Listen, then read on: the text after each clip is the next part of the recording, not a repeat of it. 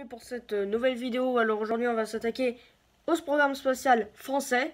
Donc aujourd'hui on va s'intéresser à la partie 2 et aujourd'hui cette vidéo va conclure la série des programmes spatials américains, soviétiques et français.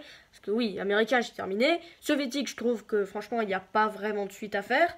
Et surtout que franchement c'est un gros bordel avec les fusées R7 et tout ça. Et du coup, français, je vais conclure la série aujourd'hui. Et du coup, ce que je vais faire, c'est que pour les prochaines semaines de ce confinement, et que j'espère que vous aussi, vous passez un super bon confinement chez vous à vous emmerder. Et puis du coup, si vous emmerdez, vous pouvez aussi voir mes vidéos si vous ennuyez chez vous. Et du coup, ce que je propose, c'est que, en gros, c'est que je vais aller un peu plus profond dans le projet. Enfin, dans le sujet, pardon. Et du coup, le truc que je vais faire, c'est que pour les Américains, je vais m'intéresser à la fusée Saturn V. Je vais également parler des missions Apollo et également des navettes spatiales. Et je vais détailler un peu plus les composants de la fusée Saturn V. Et du coup, du côté soviétique, je pense pas vraiment que je vais faire grand chose parce que c'est très très compliqué et surtout qu'avec comme j'ai dit tout à l'heure, c'est un gros merdier. Et du coup, français, je vais un peu voir les projets qui vont être à venir et ça va être aussi le cas pour les Américains. Et du coup, après, quand j'aurai terminé à peu près, je pense que ça va être même pas terminé parce que je pense qu'il y a encore des nouveautés. Mais normalement, je devrais faire bientôt de gaming normalement, je crois que je vais créer une chaîne secondaire pour le gaming et puis je pense que je vais faire en gros des let's play sur des jeux divers.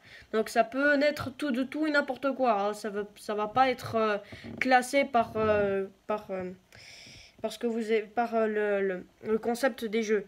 Et du coup, ce que je vais le gaming, ce que je vais faire, c'est que ça va être un peu arrivé encore après parce que là j'ai pas vraiment l'envie de faire du gaming tout de suite, mais je pense que je vais faire ça après. Donc maintenant, assez parlé du gaming. Donc aujourd'hui, on va s'intéresser aux Français. Et du coup, pour les Français, on va déjà remonter aux années 73. Du coup, à cette époque-là, les Américains, eux, leur programme Apollo, il se termine. Les Soviétiques, eux, ils ont perdu la course à l'espace et ils ont plus de thunes et ils ont commencé à développer la station spatiale Mir. Les Américains, eux, de son côté, je reviens dessus, ils ont commencé le développement de navette spatiale. Et du coup, les Français, eux, voudraient aussi également avancer sur leur programme et, en gros, créer un nouveau lanceur suite aux échecs des fusées Europa. Si vous ne savez pas ce que c'est les fusées Europa et encore les autres choses, allez voir également ma vidéo sur la partie 1 du programme spatial français, vous comprendrez de quoi je parle. Et du coup, pour la fusée, pour ce nouveau lanceur, il va s'appeler L3 de base, non, pas L3S, ça va être après. Normalement, de base, il devait s'appeler E3S pour Europa 3 de substitution. Et oui, parce que c'était le successeur des fusées Europa. Donc en gros, le problème, c'est qu'à cette époque, le projet, il est franco-français, et donc inutile de l'appeler Europa. Mais le problème, c'est que normalement, sur les compteurs, ça affichait E3S pour Europa 3 de substitution. Et du coup, il décide de gratter le E pour faire un L, ce qui donne le L3S pour lanceur de troisième génération de substitution. Et du coup, pour ces chers Français qui sont eu un peu la merde avec la fusée Europa, ils se sont pris un gros vent dans la gueule par les Américains parce qu'ils ont accepté l'appel d'offres des Américains pour la navette spatiale, mais les Américains, ils ont refusé ce que les Français proposaient.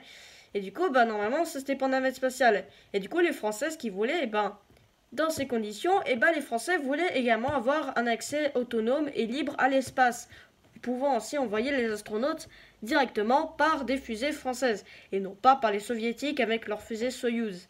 Enfin, c'est Mirka, comme vous voulez.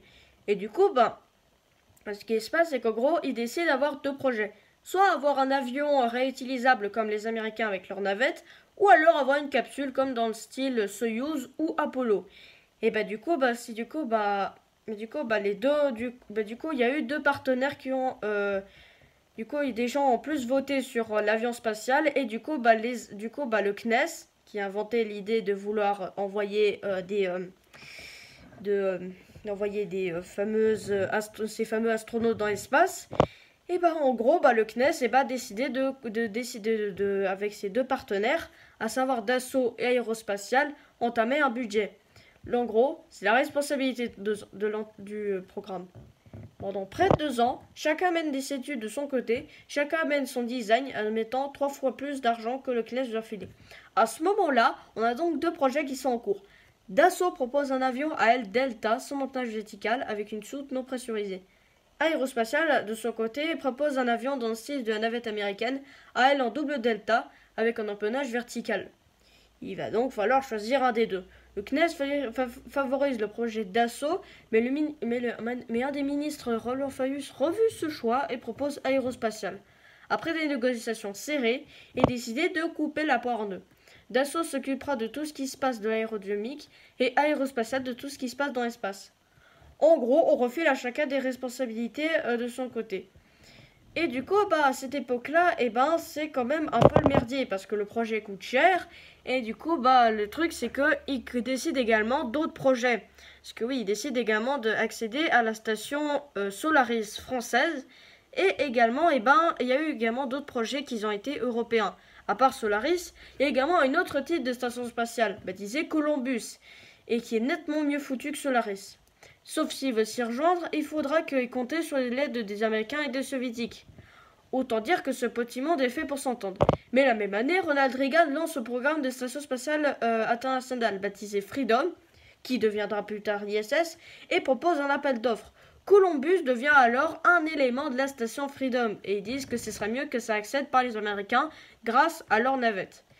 Du coup, ils continuent leur développement de leur navette spatiale, qui sera vite rebaptisée Hermès. Et en gros, cette navette est plutôt franchement bien foutue. Et en gros, il va falloir, maintenant que la navette est conçue, il va falloir choisir le lanceur. Et du coup, ça intervient le fameux lanceur L3S, qui également sera facilement baptisé Ariane. Et du coup, ce lanceur Ariane sera décliné en plusieurs versions. Je vous rappelle déjà qu'à ce moment-là, dès qu'on a décidé l'idée d'une navette, je vous rappelle qu'à ce moment-là, Ariane 1 n'a même pas encore volé. Mais au début des années 80, le profil d'Ariane 5, qui ressemble encore à une Ariane 4 gonflée aux hormones, se dessine à l'horizon. Et du coup, la navette, la navette, là encore, elle est encore en phase de dessin, et la fusée aussi. Et du coup, l'Ariane 5, en gros, après le design, c'est encore le stade du dessin, c'est pas encore été totalement fait. Et du coup, il se décide en gros de faire le meilleur choix possible. Et du coup, cette fois-ci, après des négociations et beaucoup de choix, il décide en gros de lancer au sommet d'une Ariane 5. La vraie cette fois. Et il gonfle encore. Et d'emmener entre 4 et 5 spationautes. Et 5 spationautes, pardon. Et en gros, normalement, ce qu'il fallait savoir, c'est qu'au départ, c'était pas par une Ariane 5, mais une Ariane 4. Mais de base, Ariane 1 n'avait même pas encore volé. Et du coup, le problème, c'est que, là, le budget ne suit pas. Et au bout de 2 ans, l'Allemagne, l'Allemagne, l'agence spatiale allemande, décide en gros que, ça avait pas vraiment de l'intérêt. Et là, une couille arrive de l'autre côté de l'Atlantique, en 1986. Vous connaissez sûrement l'accident, c'est normalement l'accident de la navette Challenger. Et du coup, normalement, il décide de totalement revoir le système de l'Hermès. Après avoir décidé de lui agendre une tour de sauvetage également équipée d'une capsule éjectable autonome, efficace jusqu'à Mach 7 et jusqu'à une altitude vraiment quasiment l'espace. Le problème, c'est qu'avec ce poids supplémentaire, la capsule est limitée de 5 personnes à seulement 3. On abandonne également les portes de soute et donc de larguer des objets en orbite. Et ce qui fait en gros gonfler la facture. Et du coup, comme je l'ai dit, c'est que le budget ne suit pas et le planning non plus. Et du coup, normalement, l'Allemagne, peu de temps après, va se retirer du projet et du coup, l'avion Hermès est totalement abandonné. Et du coup, le fait, c'était que franchement, si vous saviez le budget que ça a coûté, franchement, ça a coûté la peau du cul. Hein. Franchement, le budget, c'était quand même à 140 milliards d'euros. Ouais, et franchement, c'est quand même cher quand même.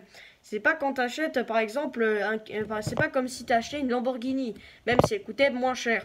Donc, comme quoi, envoyer des astronautes dans l'espace, c'est quand même un peu cher. Et du coup, ce qu'ils ont décidé, c'est qu'en gros, Ariane 5 va se contenter à envoyer plutôt des satellites et d'autres sondes dans le système solaire.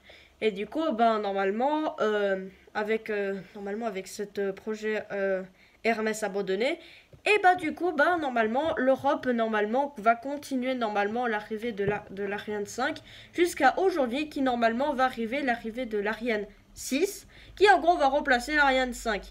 Et du coup, franchement, cette navette Hermès, et maintenant on va faire un peu voir ce qu'il en reste de cette navette. Ce qu'on en sait, c'est que normalement, deux navettes devaient normalement être construites. L'Hermès 01 et l'Hermès 02. Et normalement, ils n'ont jamais été construites. Et normalement, il y avait encore un autre prototype qui, cette fois-ci, devait tester normalement l'aérodynamisme et qui devait normalement être embarqué au sommet d'une Ariane 4. Mais finalement, qui a été abandonné. Et en gros, il y avait encore une autre cellule qui s'appelait le X2000, qui en gros, normalement, on devrait faire en gros, normalement, le taf et en gros devrait normalement tester encore une nouvelle fois l'aérodynamisme. Et en gros, normalement, lui, il a été bel et bien construit. Et aujourd'hui, il est exposé sur un aérodrome qui, en gros, est en train de prendre poussière. Et je pense que récemment, il a été embarqué sur un camion pour être enfin emporté à la casse. Et du coup, malheureusement, c'est qu'il reste encore un dernier avion, une maquette. Normalement, c'est une maquette qui était gigantesque. Elle a été présentée au salon du Bourget. Et en gros, normalement, et du coup, c'était normalement une maquette qui, en gros, était visitable. On pouvait monter dedans. Et du coup, le problème, le problème, c'est qu'elle prenait de la place. Et du coup, on a décidé de l'exposer à Paris, mais aussi Madrid, Toulouse, Strasbourg et enfin Bordeaux.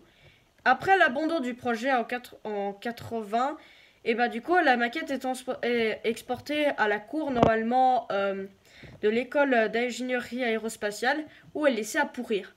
Mais vraiment, vraiment, vraiment pourrir. Littéralement. Normalement, une tempête est arrivée un peu après et on fera même tomber le nez jusqu'à ce qu'un camion la récupère et la transmette au Bourget avec également d'autres épaves. On attend du restauration. Reste donc une vieille maquette pourrie dans le hangar du Bourget, quelques modèles miniatures et c'est tout. Presque. Car il y a un avion Hermès, si vous avez suivi la vidéo, dont j'ai pas encore parlé. Donc, soyez guidés et cherchez la vérité.